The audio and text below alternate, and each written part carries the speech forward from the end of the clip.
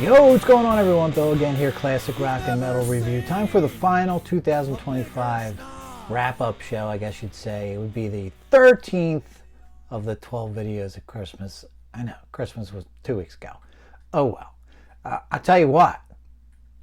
As someone who works in healthcare, why the hell wasn't I seeking out some healthcare for myself? I was sick for over 2 weeks and man, I'm feeling so much better. I finally went to the damn doctor. And like the next day I felt better. Well, 36 hours later.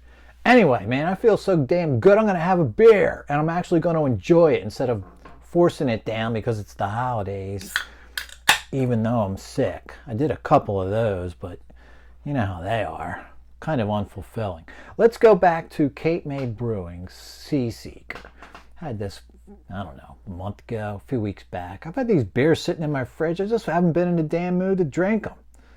But we got a nice one on tap here. This is, it's my favorite kind of show, basically. And a lot of you guys, too, love this stuff. Bootlegs.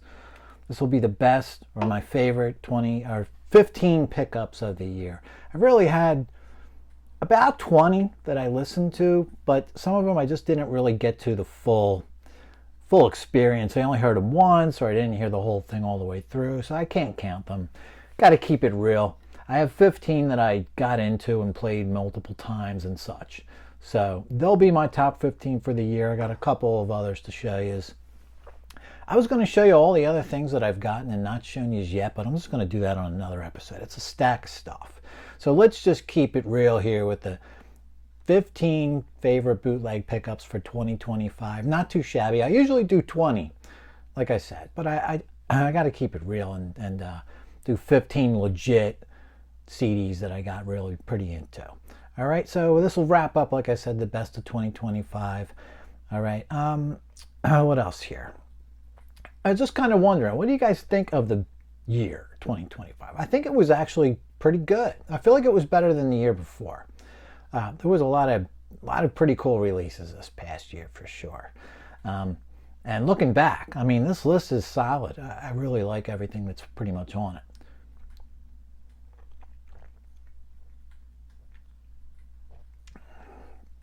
Ah, yeah. Now we're talking. Taste buds are intact and everything. All right, man. Let's see. I didn't really think I was that active. In fact, my last order was August, up until a few weeks ago. But I have such a backlog that kind of doesn't matter. But I didn't realize how many great things I got up until August, So anyway, let's kind of get to it here. A couple honorable mentions to put in there anyway. A couple of these I got at the very tail end in 24. I didn't really listen to them until 25. And some of them I had for a year up until a month ago. One or two of them anyway. But let me just at least start by mentioning last year's favorite, because it was obtained towards the end of the year, I think November, which was good enough to still be my favorite bootleg of the year. Iron Maiden's Munich 83 soundboard, which got played into the beginning of 2025. I haven't got back to it since maybe the spring or summer, but yeah, so it's not in the countdown necessarily, but it did still get some showings in 25. That's kick-ass. That might actually be my favorite. I think I said Beast Over England. You really can't go wrong with that either, but I think this might be a little bit better. Sounds not as good as far as all-time favorite Maiden bootlegs. But anyway, let's get to the top 15, and this would just be another little bonus, only because it's an upgrade.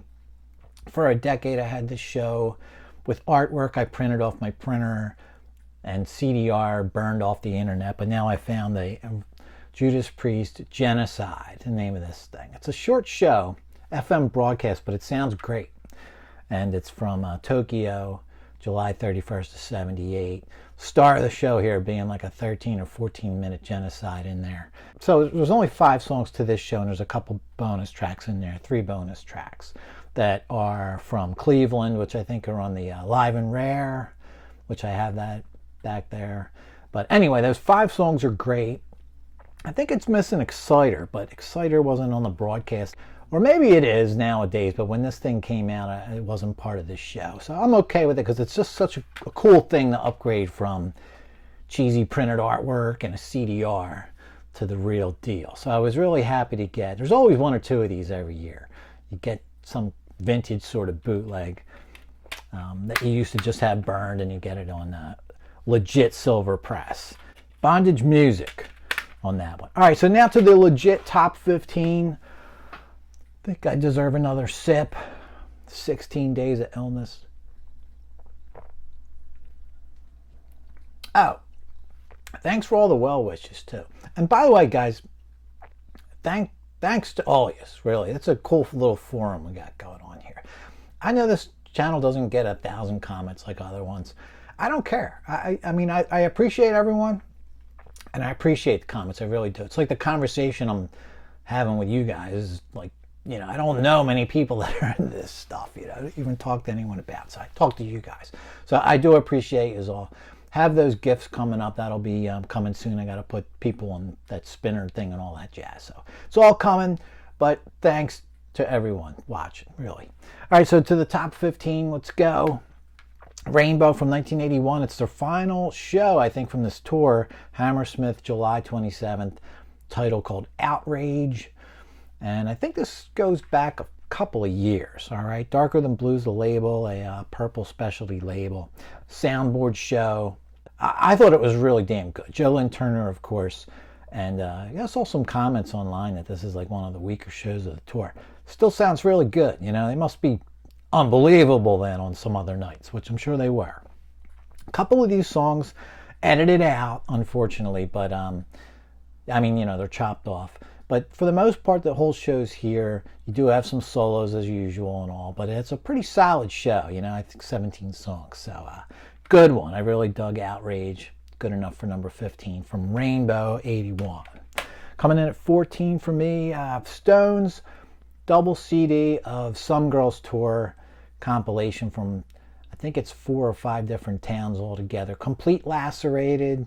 Lacerated being the initial vintage sort of bootleg decades ago, I believe. And this was a sort of reissue. 78 tour, like I said, and 2 CDs worth of stuff. So obviously different performances on the 2 CDs. And there's about, I think if I'm remembering right, 4 or 5 songs that differ from the one CD to the other. But there are a lot of repeats on the other CD. But still really cool. I listen to one CD and then a couple weeks later I'll throw on the other. Number 14, some Stones. Hell yeah. Now this is an album I don't even have. So I'm known in my head for going putting the sort of cart in front of the horse. And this was just something that popped up earlier this year, and I just thought it was so interesting. Heart, second album from 77 magazine, which was put out against their wishes by Mushroom Records, little label they were on at the time. So this would be the original withdrawn edition of the album. Now they went back and ended up tweaking it and doing some touch-ups and things and releasing it basically this way themselves for the most part, but it is a little different. I couldn't tell you how though, since I still don't own the regular version. I just thought it was a cool kind of thing to grab. Single CD, it wasn't too much money. And you get a bunch of cool bonus tracks, Cal Jam, I think, 78, and some single versions, mono mixes of the, you know, Heartless would be the big single off of this one. Overall, pretty damn good album though. Just the Wine's good, Devil Delight. The blues medley of live stuff's pretty cool. Anyway, it's a cool little pickup, I thought. I thought it was just one of those things that's going to, like, if you don't grab it, it's going to sell out at some point, and then I'll look back and regret it. So anyway, really probably just as much or more getting introduced to the record than it being a bootleg. But I did kind of enjoy that Heart magazine. That was number 13. So coming in at number 12, guess what? Some more Rainbow. Now this is just a little CDR, you know, $5 or less. Definitive Atlanta. Worthy of getting on silver press for sure. Dio last tour, I think it's May of 78. The Omni. And pretty cool. I like, you know, the thing about Rainbow is all those freaking solos every show they ever do. And this one's a little lighter on that. You know, it's only, I think it's a King Biscuit show, 55 minutes. And I know the first 4 songs are just straight out of the chute, in your face rockers, you know, which is kind of cool. And then you do get into a little bit of solo stuff, but it's a little lighter on all the solos than a lot of their other live shows. So Kill the King, Mistreated, Long Live Rock and Roll, Silver Mountain, Start Things. How do you not love this show, of course, right? I know some of it ended up on final vinyl and such. Number 12, More Rainbow. Coming in at 11, now this was just a shot in the dark, but I'm up for that. Grand Funk Railroad, Budokan 1982, another CDR, so, you know, under 5-hour thing. Soundboard, all these are soundboard. I'm a big soundboard guy. I don't do much audience stuff. And I got Dennis Bellinger on bass. All right, I guess Shocker, Mel Shocker wasn't available, not interested or what have you. But anyways, Bellinger sounds great. And a lot of these versions on here really kick some ass. Got, I think, maybe one new song, the Animals cover, We Gotta Get Out of This Place. Is there one newer one on there? Queen Bee from the Heavy Metal soundtrack. It's an okay song. I don't love that tune, but no reason why. I guess we got something from the newer record, but a lot of classics, and they're really done well. The sound's really good.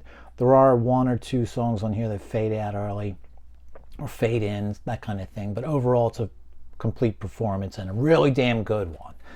Gotta love Grand Funk Railroad. They still sounded kick-ass in 82. Or number 11 there. And coming into the top 10, here's something I got. I might have got this like last year. It's been sitting on my shelf forever. Doobies from 79 in Tokyo. Oriental Minutes, the name of this one. This goes by other titles. It's a soundboard from February 22nd. So early in 79 and pretty early on the Minute by Minute tour, you know. You still got Jeff Skunk Baxter here at this point. I don't think it would be too long before he'd be gone. And man, the sound quality is like live album worthy. Sounds great. It's early enough in the Minute by Minute tour where when they announce like What a Fool Believes, there's almost no reaction, you know, which is always kind of cool when those big hits aren't hits yet. And great performance, really nice mixed up set list. There's like 15, 16 songs, 2 from every album, I think. And it's just great, you know, really dig this whole performance. Sounds awesome. Michael McDonald's not overwhelming here. He's just part of the large band. Although, yeah, he sings a bunch of stuff and all that, but I really love that show. Coming in at number 9, Motley Crue, Too Fast for Love, Ultimate Leather Edition, and a bunch of bonus tracks, a couple of cool things on here. And they were on the box set, which I got back there, Music to Crash Your Car to or whatever. But one that was new was this Nobody Knows What It's Like to Be Lonely. It's okay. Decent little song. All these Toast to the Town, Stick to Your Gun, single versions and things, which we kind of had before. But here's the thing, man. This whole entire album sounds great and better than the version on the box set. Talking about Too Fast for Love. And I really wasn't expecting that. I just kind of wanted a standalone version where I didn't have to dig a box set out to hear the Leather Records version of this album. You guys know this came out originally on Leather Records. It was a different mix and such. Or maybe you don't know, now you do. And Too Fast for Love never came out as a standalone. It was only available in the box set as far as a Leather edition, Leather Records edition goes. So this one comes in at number 9 for me because the sound is actually great. And of course I love the album too. 1981, the original date on that one. So coming into the top 8, and this probably would be higher, but I just kind of got into it even though I've had it sitting here for over a year. That would be Van Halen. I know we've got half dozen from this tour at this point now, Toronto and such. This would be the first one that came out though. Wista, First Night, 1982 soundboard. There, my Boston viewers. All right, I'm finally getting it. Anyway, 2 CDs, soundboard show, 1 or 2 songs fade out early, that sort of thing, but generally most of the shows here does sound really, really good. I have to tell you, the first time I played this, I was kind of disappointed a little bit. And as much as I love Diver Down, I was just a little let down that it was half the show or more, you know, the solos and things. There really isn't much room for other songs from the other albums. There's only 1 from Fair Warning, I think, and 2 from 2. But I did kind of just get over that. And also the sound, I think whoever put it up on YouTube might have tweaked it and made it a little better sounding than this. This sounds really good, but I feel like the version I listened to online might have sounded a little better. So I thought the sound was a tiny bit more flat than what I was expecting. A ton of diver down songs, didn't leave room for much else. That was my first listen impression. And when I went back to it a second time, it's kind of like, yeah, all right, well, I love diver down, so it's a diver down tour. And that's kind of what you want, man, really, when you're, listening back to past tours. Do you really need to hear first album stuff all over again? I mean, I have tons of bootlegs from the first and second tours, so it's kind of kick-ass that you get 8 or so songs from Diver Down on this thing. And I think I picked this one because it had a couple of songs that weren't on some of the other bootlegs, at least when I bought it. Where Have All the Good Times Gone? I love that damn tune. And I don't think that was on maybe Toronto, one of the others. Anyway, it's pretty awesome, man. A great little Diver Down encapsulation there. It sounds really good. Goes to number 8 for me. Number 7, this is actually 4 shows on 6 CDs. Boston from the Third Stage Tour at the Centrum in, is it Worcester again? It is. Yeah, let's see, August 14, 15, 18, and 19. Now, I only got to the first 2 shows of this. I played the first show, and then the second show, and then I went months without hearing this thing, and so I just went back to the second show again. I like the second show better. They slowed the tempo down a hair because the first show was a little loosey-goosey, and it's almost like they realized it and slowed the tempo down a little for the second show, and things are a lot tighter. But I still haven't got to the shows on the third and fourth shows yet, but I still, from those 3 listens, really dig listening to the Third Stage Tour. It's the first time I heard that tour on audio, and I've had the album since it came out, as you can see back there. Cassette, and then the album later. CD, of course. Now, coming in at number, where are we at? 6, another rainbow title. It's been a rainbow year for me. Another final vinyl bootleg. Now, this one's just a compilation of all sorts of odds and ends, your odds and sods kind of CD. And I think this one goes back. It's this black box title. Did a whole review on this earlier this year. There's a whole episode reviewing song by song if you guys want to see what's up with this title. All different singers. I think we go from 76 up to 84, somewhere thereabouts. Stargazer at Monsters of Rock with Graham Bonnet sing in 1980, which was released officially on a compilation record, all different bands. So it's all sorts of little different things like that. The actual Dorothy's narration from the Wizard of Oz movie, Somewhere Over the Rainbow, same deal. And, Eyes of the World is, I can't read it, it's too small, from the deluxe edition of Down to Earth, so alternates and things. It's just a great little compilation, and now that I'm looking at it again, I want to play it again. All right, coming in at number 5, I was hoping to get to a full review of this, and I still might. All right, but for now, I'll just have to tell you how good Kiss's Hammond 74 CD is. Little town in where? I want to say Illinois, Hammond, Indiana. All right, and right before, I think just a couple days before Rock and Roll Over came out.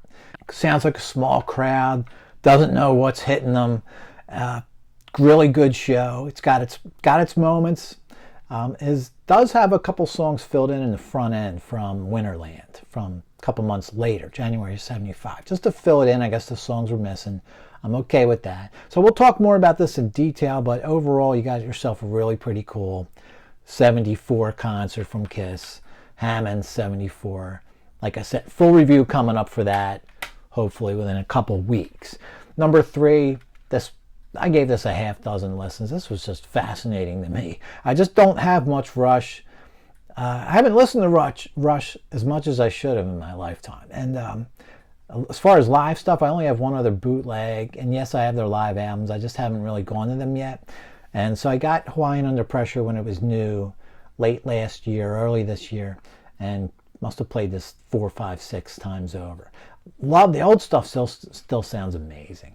Really good soundboard quality show here. It's joined in progress, like on the second song kind of thing. All right, so we miss a little bit. Subdivisions is awesome. Get into lots of Grace Under Pressure. No, it's not my favorite album either, but the versions here are pretty damn cool. This kind of got me into that record, to be honest with you, which I'd only maybe heard once before. And, of course, some of the early stuff still sounds great. YYZ's on here. Tom Sawyer's pretty hot. Really good show. Haven't listened to it in a long time now at this point. Probably coming up on almost a year, you know. But Rush, good enough for number 3 for the year of 2025. Bootleg listening. Get in there. All right, number 2. Where are we? No. Rush was 4. Sorry. Coming in at number 3. Led Zeppelin. When I got this, kind of like, do I need this? I got it on video, but I went for it on audio. Royal Albert Hall. And what do you know? Today is January 9th. So there we go. Little synergy. Jimmy's birthday. Here's a show from January 9th of 70, Royal Albert Hall. Yes, it's on the Zeppelin video. I just was in the mood to hear this on audio. It's just great, man. I absolutely love this, driving around with this thing on.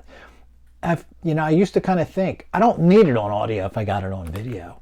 I'll keep that as a separate thing. It's just maybe better. It might be better just listening to it. I don't even know why that doesn't even make sense, but it kind of does. It just sounds great. This is a product from Wendy. Okay, I also bought, I should have pulled it off the shelf. I was just looking at it. The Empress Valley Jimmy's Birthday. They're the same as far as material, but there's a lot of editing with the in-between song stuff for some reason on the Empress version. And this would be, I think it's like somewhere like 8 minutes longer with just the intro and outro stuff. So the Wendy label is the way to go for the fullest version of this show on audio. Coming in at 3, Royal Albert Hall. Now here's one I just got so into. I know it's not necessarily, really doesn't compare to the Zeppelin musically, but I was just more into it. Okay, 3 times I played this thing. Live and demos from Def Leppard, 79. It's actually 78 to 79. 2 different sessions here. Pre-FM reel from BBC Radio Rock Hour, August 79. And then early studio recordings, 78, 79. Even more raw, but you could just feel and hear the band sort of coming together, you know. And some of these songs never got recorded, so there's a couple bonus tunes in here. They would have needed some major sort of work to get them to be, you know, album worthy and stuff. But it's still kind of cool to hear these sort of primitive teenagers, you know, jamming in a studio. And you could tell it's all raw, live, one take, you know, no overdubs and things on that back end session there. So that's cool. And then it also came with, as a bonus, a 1984 bootleg of 79 material. I think it is First Strike CDR, which is just as good, maybe even better, to be honest with you, because it's more fleshed out. It sounds like it's right before they recorded On Through the Night. You know, they just sound more together. Great one. And, you know, most of the same material. I think there's maybe even one song on here that's unique to this, too. So, great little bonus CD. Number 2. Def Leppard live and demos.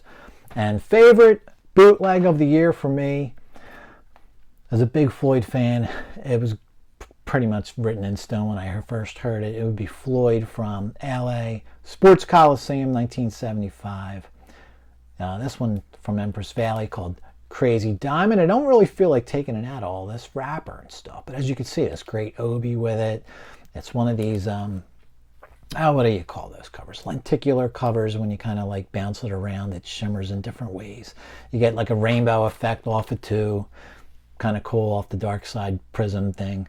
And man, it's just a great show. Mike Millard recording. How could I forget to mention him first and foremost? Okay, now I know this just came out recently. Floyd put it out officially on the Blu-ray for the Wish You Were Here 50th, which, yeah, do I regret getting this at this point? Absolutely not. This is just classic, man. You know, there's something about the bootleg thing. It's just so campy, you know. I mean, anyone can buy that Blu-ray off Amazon or whatever. Not everyone's holding this. Yeah, all right, that's how I look at it. So it's a great show. We got a nice version of Echoes. Now, you know, do I think it's Floyd's best show ever? No. They had better shows in like 70, 71. But the thing is, there's just no complete show from this tour soundboard. And there's nothing from Animals either. You really, you know, you got to take what you can get. And luckily, I think Mike might have did his best recording ever here. There's a Zeppelin show, I think, from around the same time. But this one might be it, as far as I can tell. And I don't have them all. just from what I'm reading and researching. Anyway, this is one of his highlights of his career, and you know it's pretty damn good when the band themselves are releasing it, right? I think Steven Wilson's even remixing this too. How's that for coming 360, right? Go from sneaking in to tape things to now I have one of the world's biggest producers producing your bootleg. But it's awesome, man. Crazy Diamond, Empress Valley by Pink Floyd. Cool little hype sticker up there. It's pretty awesome. Those are my favorite 15 bootlegs of the year. Guys, coming up, ranking the Deep Purple Made in Japan CDs. I count 6 of them. Not so much for performance, not so much for content, I should say. Talking sound quality. There's 6 different versions out there. I'll get to tell you what I think's the best one, man. And it's kind of tough. I thought it was kind of easy. It's not. Listening to them more today. And also we got a bootleg update coming up. Try to get to that Kiss review. TNT, Knights of the New Thunder. Remember that record? We're going to dissect it and see if it's still the 8.5 out of 10 that I used to think it was back in the day. Haven't heard it in a long time. Will I love it long time? Guys, that's going to do it for now. Cheers. Happy New Year's. Get to those winners soon. Get you all your stuff. Everyone, peace out.